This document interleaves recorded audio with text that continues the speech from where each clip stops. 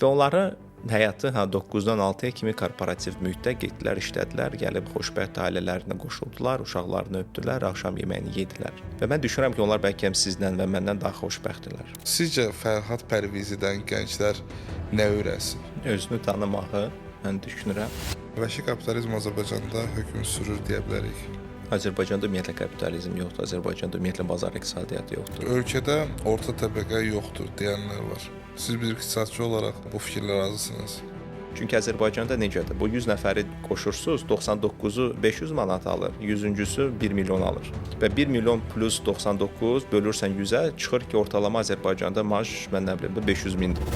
Telefondur, zəng edəcəksiniz, kameradır.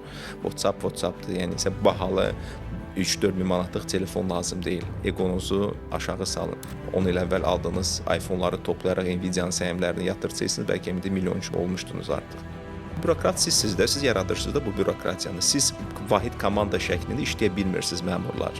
Birləşərək ölkənin, dövlətçiliyin vacib fundamental məsələlərini həll edə bilmirsiniz. İstər iqtisadi sahədə, istər elm təhsil sahəsində. Sadəcə öz şəxsi maraqlarınızı hamınız güdürsünüz və bu olana kimi heç nə olmayacaqdır.